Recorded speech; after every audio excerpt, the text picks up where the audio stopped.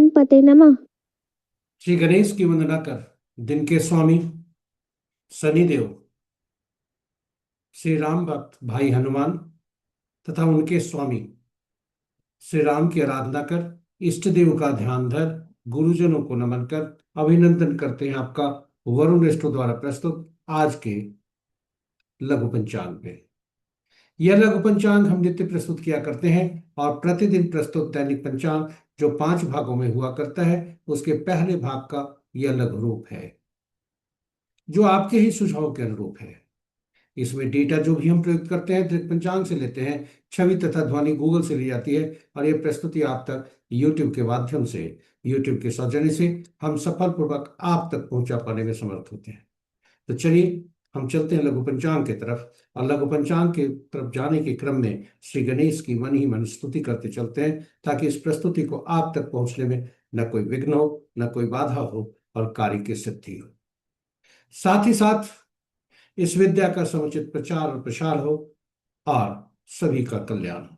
सर्वे भवन्तु सुखिनः, सर्वे सन्तु निरामया।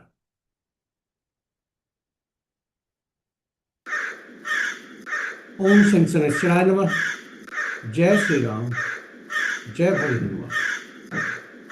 पंचांग आम बोलचाल की भाषा में शुभ और अशुभ बहुत जानने का एक माध्यम है, बिल्कुल सही है। किंतु पंचांग के हम सबके जीवन में काफी, इसकी महत्ता काफी अधिक है। यह काफी महत्वपूर्ण है। यह महत्वपूर्ण भूमिका अदा करता है हमारे जीवन में। पंचांग के 5 अंक, जी हाँ, ये 5 अंक हमारे लिए कितने शुभकारी होते हैं। तिथि लक्ष्मी प्रदान करने वाला, वार आयु में वृद्धि करने वाला, नक्षत्रों से पापों का नाश, योग रोगों को दूर करने में सहायक और करण कार्यों में सफलता, कार्य सिद्धि दिलाता है। इसलिए प्रतिदिन प्रातः उठकर पंचांग का स्मरण करने की बात कही जाती है और पंचांग को प्रतिदिन स्मरण करने से इनका लाभ होता है। और इसका स्मरण करने की का सबसे आसान तरीका यह श्लोक है। जी हाँ, उत्तम तरीका श्लोक है। तिथि च श्री कर्म प्रोक्तम, वारम आयुष्वर्धनम, नक्षत्रम हरते पापम, योगम रोग निवारणम, करणम कार्य सिद्धिम च पंचांग फल मुक्तम। इसका स्मरण करके पांचों तिथि के पांचों भाग को, पांचों अंग को हम जागृत करते हैं। और इसके बाद पुराणों में जो लिखा है, पंचांग को मनन करके श्रवण करने से गंगा स्नान तुल्य लाभ होता है। जी हाँ, उसको स्मरण करने से गंगा स्नान तुल्य लाभ होता है। और गंगा स्नान का तात्पर्य जलीय तत्वों से है, जो हमारे शरीर में 70% से ज्यादा है, वह भी सुप्रभावित होता है। साथ ही साथ जन्म कुंडली की जलीय राशियां, जलीय राशियों में बैठे ग्रह और जलीय राशियों के स्वामी, ये सभी सुप्रभावित होते हैं। पंचांग की महत्ता कितनी अधिक है।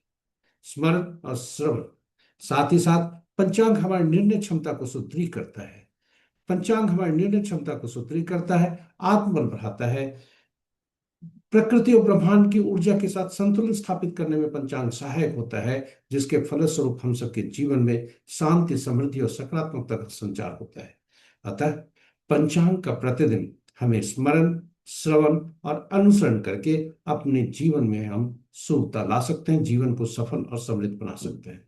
तो चलिए आइए पंचांग की महत्ता को समझते हुए हम प्रतिदिन इसे स्मरण, श्रवण और अनुसरण करें ताकि हमारे जीवन में सुखता आ सके। और साथ ही साथ साझा करें प्रस्तुति को अपने मित्रों, परिजनों तथा शुभेच्छुओं के संग, ताकि वे भी प्रेरित होकर पंचांग का प्रतिदिन स्मरण, श्रवण और अनुसरण करें और करके जीवन में सुखता लाएं। उनके इस प्रयास में हम सब एक माध्यम बनकर पुण्य के भाग्य बने।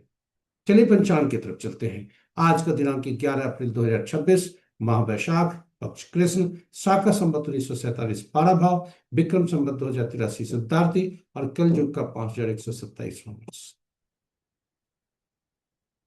आज का सूर्योदय 5:31 पर, सूर्यास्त 6:10 पर, sunrise at 5:31 AM and sunset at 6:10 PM।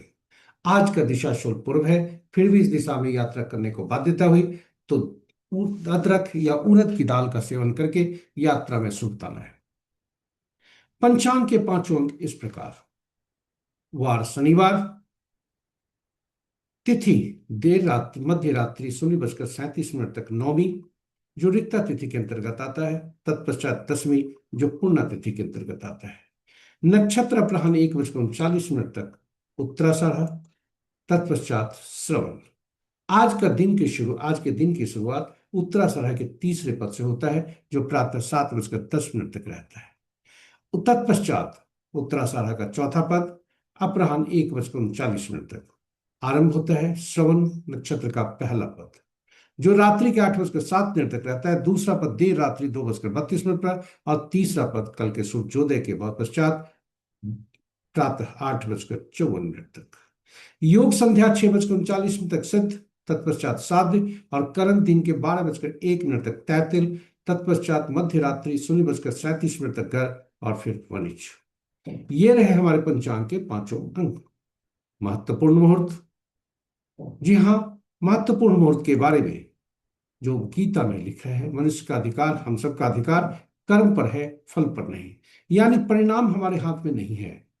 इसलिए जिम्मेदारी के साथ कर्म करने के लिए सबसे उपयुक्त महत्वपूर्ण का चुनाव करना ही हमारी पहली सफलता है।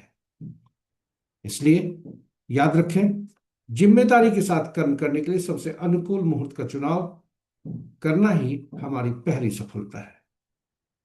और मुहूर्त क्या है? समय और कर्म का सटीक मिलन है। आइए महत्वपूर्ण मुहूर्त के शुभ मुहूर्त में चलते हैं। अभिजीत मुहूर्त सबसे प्रभावी, दिन के 11:25 से 12:16 दिन तक शुभ मुहूर्त में, और अमृतकाल दो भागों में है। प्रातः 6:40 से 8:25 प्रातः तक, और दूसरा भाग देर रात्रि कहें या कहें कल के भोर में 4:09 से कल प्रातः 5:51 तक। सर्वार्थ सिद्धि योग अपराह्न 1:39 से कल सुबह तक 5:30 तक।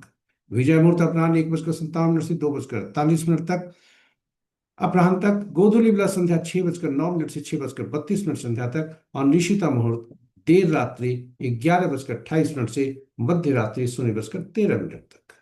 रात्रि में किए जाने वाले पूजा पाठ, जब तब, साधना, तंत्र मंत्र आदि के लिए निशिता मुहूर्त श्रेष्ठ हुआ करते हैं। अशुभ मुहूर्त में सबसे प्रभावी राहु काल प्रातः 8:41 से 10:16 दिन तक। गुलिक काल प्रातः 5:31 से 7:06 प्रातः तक। यमगंड अपराह्न 1:26 से 3:01 अपराह्न तक, और वर्ज मुहूर्त संध्या 5:55 से 7:37 रात्रि तक। तो ये रहे हमारे महत्वपूर्ण शुभ और अशुभ मुहूर्त, और इस प्रकार इस प्रस्तुति की यहाँ समाप्ति होती है। जी हाँ, आशा करते हैं यह प्रस्तुति आपके लिए उपयोगी सिद्ध होगी, और प्रतिदिन पंचांग का तथा मुहूर्त का सही उपयोग आप कर पाएंगे। यदि इस प्रस्तुति का आप पहली बार देख रहे हैं तो हमारे चैनल को सब्सक्राइब करें, साथ ही साथ नोटिफिकेशन बटन को दबाना ना भूलें, ताकि हमारे हर प्रस्तुति की सूचना आपको मिल सके और आप उससे लाभान्वित हो सके। साथ ही साथ साझा करें प्रस्तुति को अपने मित्रों, परिजनों तथा शुभेच्छुओं के संग, ताकि वे भी लाभान्वित हो सकें।